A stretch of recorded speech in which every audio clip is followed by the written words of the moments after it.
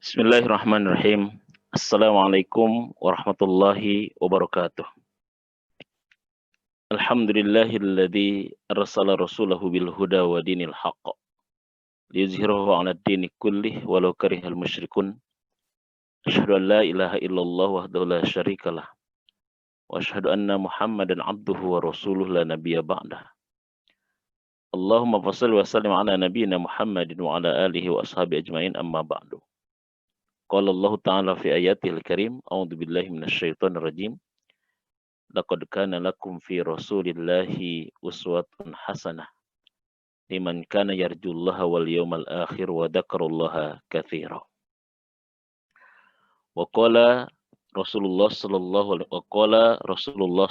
alaihi wasallam, anta ma'a man ahbabta fil jannah. Hadirin pemirsa kajian spiritual Capital Management PT Telkom Bogor yang mudah-mudahan dirahmati oleh Allah Subhanahu wa taala. Puji syukur kepada Allah Subhanahu wa taala yang terus mencurahkan nikmat, inayah dan hidayah kepada kita semua sehingga kita masih diberikan oleh Allah kesehatan dan juga kesempatan untuk terus melakukan aktivitas ibadah, bekerja dan juga aktivitas-aktivitas lainnya. Mudah-mudahan semuanya bernilai ibadah di hadapan Allah Subhanahu wa taala. Dalam kajian SCM kita pada kali ini, saya ingin menyampaikan satu materi tentang memperingati Maulid Nabi Muhammad sallallahu alaihi wasallam. Peringatan itu berasal dari kata ingat. Manusia ini perlu diingatkan. Manusia ini perlu disadarkan. Disebabkan karena manusia ini adalah makhluk yang suka lupa, makhluk yang suka lalai, dan makhluk yang sebetulnya banyak tidak tahu. Maka peringatan menjadi penting untuk menyadarkan orang yang lalai, untuk mengingatkan kembali orang yang lupa, bahkan untuk menginformasikan orang-orang yang tidak tahu. Wadzakir fa inna dzikra tanfa'ul mu'minin. Allah berfirman dalam surat 51 Az-Zariyat ayat yang ke-55, wadzakir fa inna dzikra tanfa'ul mu'minin.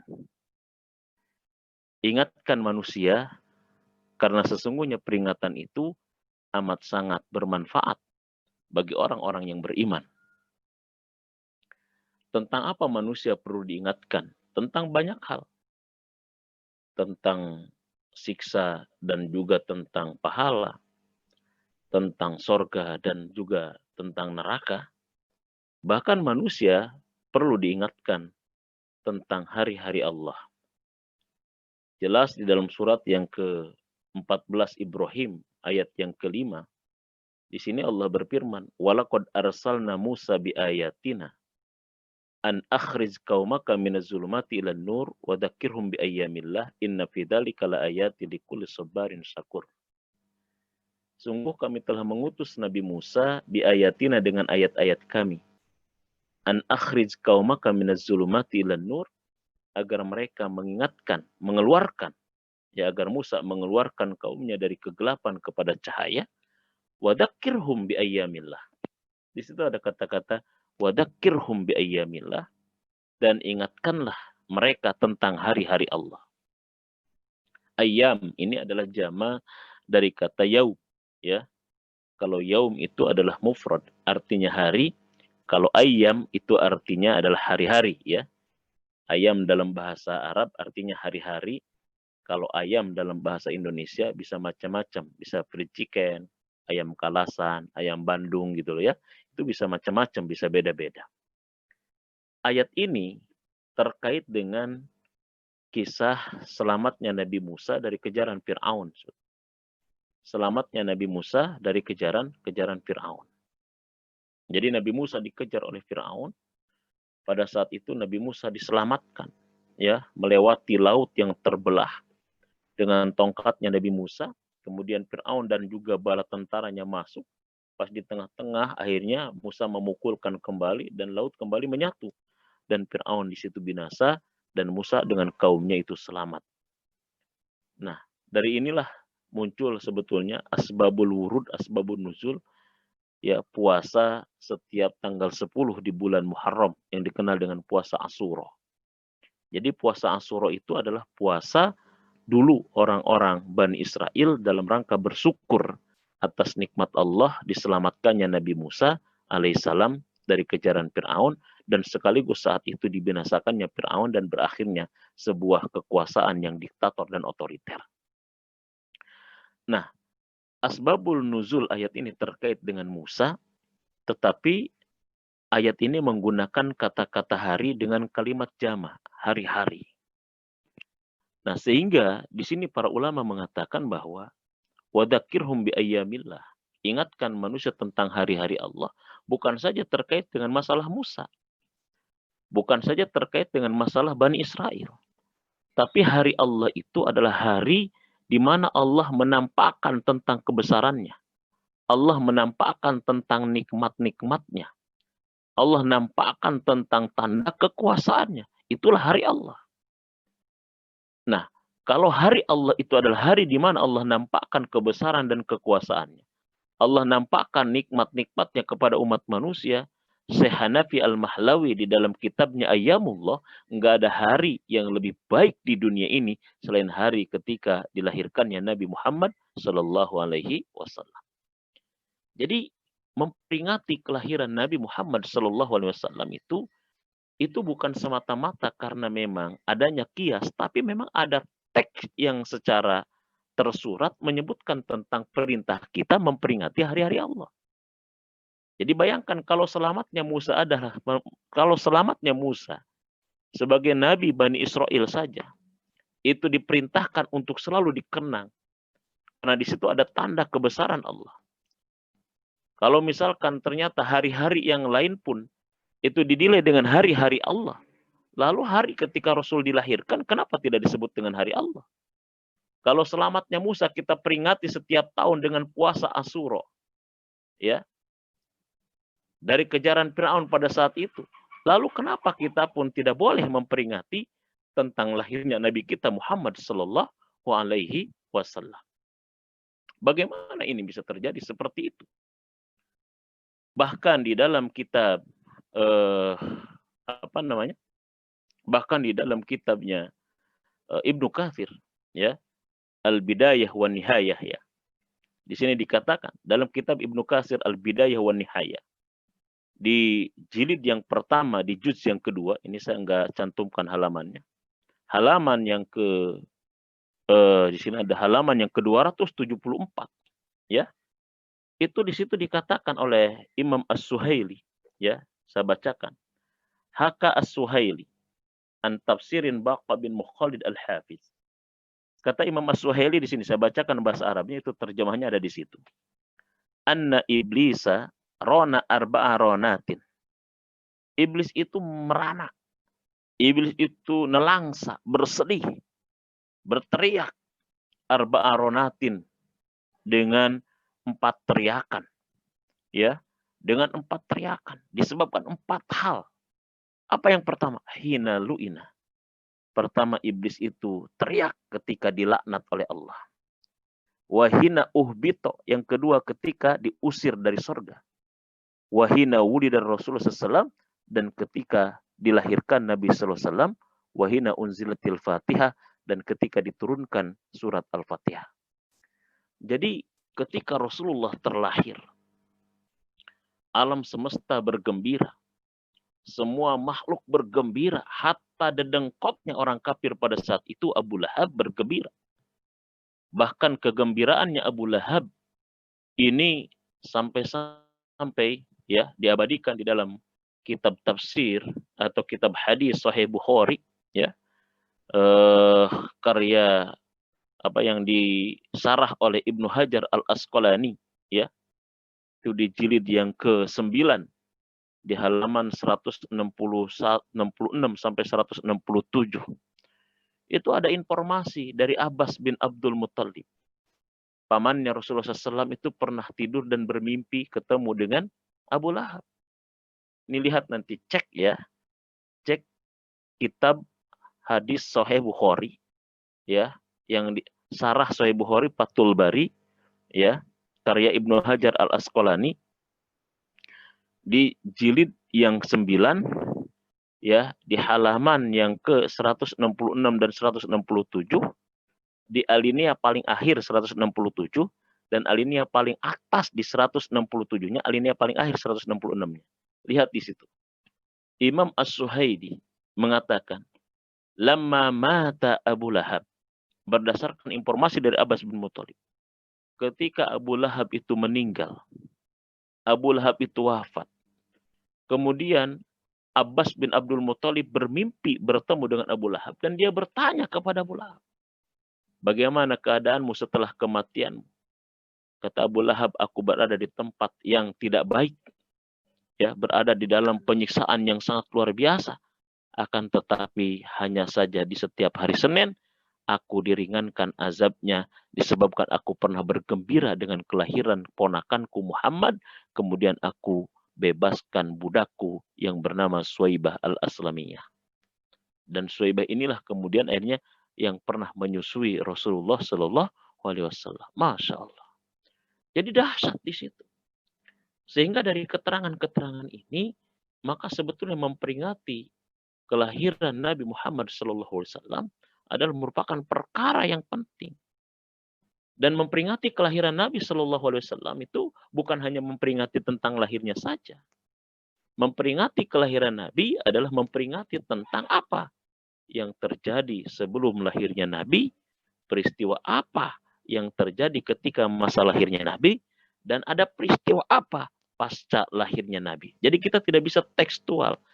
Memperingati kelahiran Nabi berarti kita tok Nabi lahir gitu aja, bukan. Memperingati Maulidun Nabi, memperingati lahirnya Nabi, kita memperingati tentang bagaimana Arab sebelum terlahir Nabi, ada peristiwa apa ketika lahirnya Nabi, dan bagaimana kondisi Arab, kondisi Mekah, bahkan kondisi dunia pasca lahirnya Nabi Shallallahu Alaihi Wasallam. Nah ini di sini kita perlu luas. Nah sehingga di sini saya ingin menjelaskan tentang beberapa hal urgensi memperingati Maulidun Nabi Shallallahu Alaihi Wasallam. Ya, yang pertama adalah memperingati Nabi Shallallahu Alaihi Wasallam menjadi perkara yang penting, ya, bagi kita semua, ya. Pertama adalah begini, ya. Jadi memperingati lahirnya Nabi Shallallahu Alaihi Wasallam, ya, menjadi hal yang penting bagi kita semua disebabkan karena beberapa hal. Ya, poin yang pertama adalah, ini kita bisa lihat di slide ini, ya. Memperingati Nabi ini adalah pertama perintah Allah, ya, di dalam Al-Quran, agar kita senantiasa melakukan peringatan kepada manusia. Ya, mengingat ini adalah merupakan satu kita membahas tentang sejarah, ya,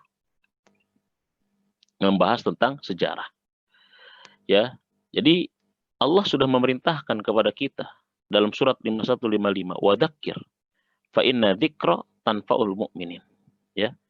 Ingatkan manusia karena sesungguhnya peringatan itu amat sangat bermanfaat, ya, bagi orang-orang yang beriman. Ya, seperti yang saya kutip tadi di dalam pembahasan pertama. Dan juga di dalam surat 14 ayat 5. Ya, bahwa kita diperingatkan, ya, diperintahkan untuk senantiasa mengingatkan manusia tentang hari-hari Allah. Dan di antara hari-hari Allah adalah hari dilahirkannya Nabi Muhammad Sallallahu Alaihi Wasallam.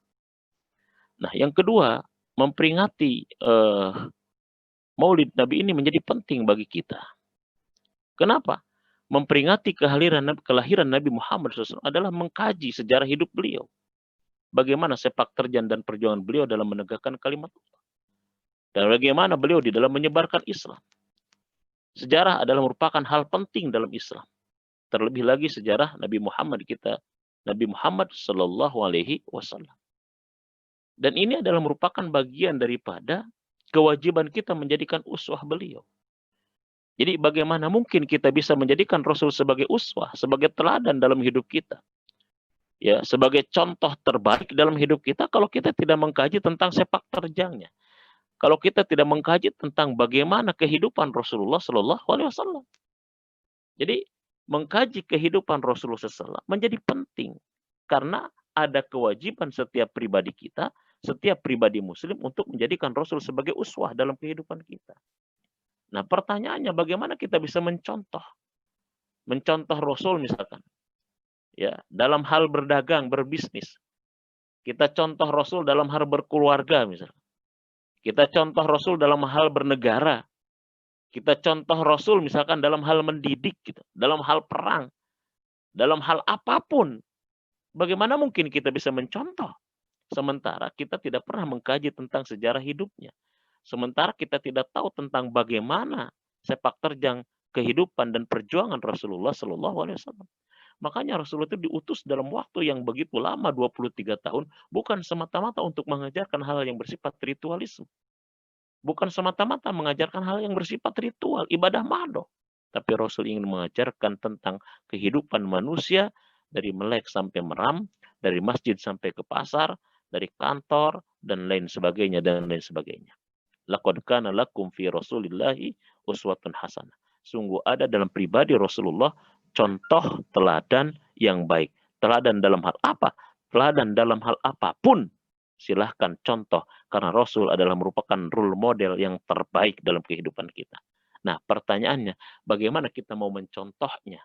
Menjadikannya sebagai uswah, sebagai kudwah, sebagai teladan. Sementara kita tidak pernah mengkaji. Jadi memperingati kelahiran Nabi adalah mengkaji sejarah hidup beliau. Bagaimana sepak terjang dan perjuangan beliau dalam menegakkan kalimat Allah dan menyebarkan agama Islam ke seluruh penjuru dunia ini. Ya, dan sejarah dalam agama kita begitu penting. Ya, bahkan Profesor Dr. Nuruzzaman, ya, Profesor Dr. Nuruzzaman mengatakan bahwa mengkaji sejarah Islam, terutama tentang Rasulullah SAW itu adalah penting. Ya, satu untuk memunculkan apa? Karena kewajiban kita untuk menteladani Rasul. Yang kedua adalah untuk memahami ya agama kita secara komprehensif, Al-Quran maupun Sunnah, sehingga bisa kita pahami baik itu asbabul wurud kalau hadis maupun asbabun nuzul kalau terkait dengan masalah Al-Quran. Nah, ini yang kedua. Nah, yang ketiga, ya memperingati Maulid Nabi Muhammad SAW penting bagi kita orang beriman sebagai wujud syukur dan gembiranya umat Islam atau kita atas kelahiran Nabi Muhammad Sallallahu Alaihi Wasallam. Ini sebagai wujud syukur. Karena bagaimanapun kita tahu mana hak dan batil, bagaimanapun kita tahu mana jalan lurus dan menyimpang, kita tahu mana yang halal dan yang haram, ya, kita tahu mana kekufuran dan keimanan. Itu disebabkan karena wasilah Nabi Sallallahu Alaihi Wasallam. Kalau kita berbahagia dengan lahirnya anak kita, yang kita belum tahu anak kita itu akan menjadi anak yang hebat atau tidak, memberikan manfaat yang besar terhadap negara, terhadap bangsa atau tidak, begitu bahagianya, begitu luar biasanya kita gembira. Bagaimana dengan kelahiran Nabi Shallallahu Alaihi Wasallam? Abu Lahab saja, orang kafir, begitu dia gembira dengan lahirnya Nabi, dia bebaskan ya budaknya yang bernama Suwaibah karena dia yang menginformasikan pertama terkait dengan kelahiran Nabi. Ternyata ketika dia mati dan Abbas bin Abdul Muthalib melihat dalam tidurnya, dia ternyata diringankan oleh Allah. Ini jelas ada. Itu pendapatnya Imam As-Suhaili. Dikutip Ibnu Hajar Al-Asqalani di dalam kitab Fathul Bari, Sarah Sahih Bukhari, ya, jilid yang ke-9, halaman 166, 167, di alinea yang paling akhir dan alinea yang paling atas. Ini jelas. Jelas dikutip itu. Makanya saya kadang-kadang suka aneh kalau ada orang yang ada yang mengatakan tidak ada. Orang ada kitabnya. Ini saya pegang kitabnya, ya. Jadi aneh kadang-kadang kita. Dan alhamdulillah Islam ini semua terdokumentasi dengan baik. Nah, dan Rasul itu adalah merupakan wujud konkret rahmat Allah kepada kita. wujud nyata rahmat Allah kepada kita semuanya. Ya, jadi begitu. Qul bifadlillahi wa birahmatihi fabidzalika falyafrahu. Kan begitu. Dalam surat yang keberapa itu? Ya, 58 ayat berapa itu? Katakan Muhammad, ya, disebabkan karena karunia Allah. Disebabkan karena karunia Allah bifadlillahi wa birahmatihi, dan karena rahmatnya. Dan rahmat dalam Quran itu bisa berbentuk ajaran Islam. Rahmat dalam Al-Quran itu juga bisa berbentuk Rasulullah. Ya, karena di dalam surat 21 ayat 107 dikatakan, wa ma arsalnaka illa rahmatan lil alamin. Nah, jadi artinya kita bahagia dan gembira ketika kelahiran anak kita. Bagaimana dengan kelahiran Rasulullah? Bahkan Nabi Isa alaihissalam, ya, ketika Nabi Isa dianggap sebagai Rasul akhir zaman, ya, sebagai Nabi terakhir, bahkan Nabi Isa kemudian mengatakan dan memberikan kabar gembira kepada Bani Israel pada saat itu, ya, dengan mengatakan bahwa akan datang seorang nabi, ya, setelah aku nanti, dia bernama Ahmad, mimba di ismuhu Ahmad, namanya Ahmad. Jadi bayangkan, Nabi Isa saja bergembira, Bani Israel saja gembira. Bayangkan antara jarak Nabi Isa dengan Rasulullah SAW adalah jarak yang sangat panjang, 600-an tahun kurang lebih. 570 tahunan, tapi mereka belum lahirnya Nabi sudah bergembira. Masa kita setelah lahirnya Nabi tidak bergembira? Nah, sebagai wujud syukurnya, sebagai wujud gembiranya, silahkan diekspresikan. Jadi kalau teknis mengekspresikan syukur dan kegembiraannya bisa macam-macam. Ya, teknis mengekspresikan syukur dan gembiranya bisa berbeda-beda.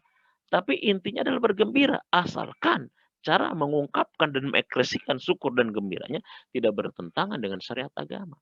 Ya, kalau kita mengadakan tabligh akbar, kajian-kajian, ini kan perkara-perkara yang biasa kita banyak tahu. Yang keempat, bahwa kewajiban umat Islam untuk menjadikan beliau sebagai uswah dalam kehidupan. Yang tadi sudah saya singgung, ya, sudah saya bahas tadi. Nah, yang kelima, urgensi memperingati tentang Maulidun Nabi Shallallahu Alaihi Wasallam ini adalah untuk menumbuhkan rasa cinta, ya, rasa cinta kita sebagai umat Nabi kepada Nabi Shallallahu Alaihi Wasallam. Karena ada pepatah mengatakan tak kenal maka tak sayang, dan tak sayang maka tak cinta. Nah, kita bagaimana mungkin bisa mencintai Nabi kalau kita tidak tahu tentang bagaimana begitu cintanya Nabi kepada kita. Begitu luar biasanya cinta Nabi kepada kita. Ya. Dan kalau kita mau bahas dan cerita tentang bagaimana perhatian dan cinta Nabi kepada umatnya, amat sangat luar biasa. Mungkin Nabi lebih menyayangi umatnya daripada, ya, orang tua kita menyayangi kita sendiri.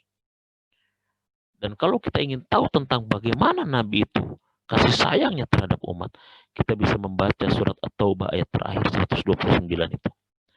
Laqad ja'akum rasulun min anfusikum azizun 'alaihi ma anittum harisun 'alaikum bil mu'minina raufur rahim. Ya, dalam hadis ini, ya, hadis ini riwayat Muslim, ya.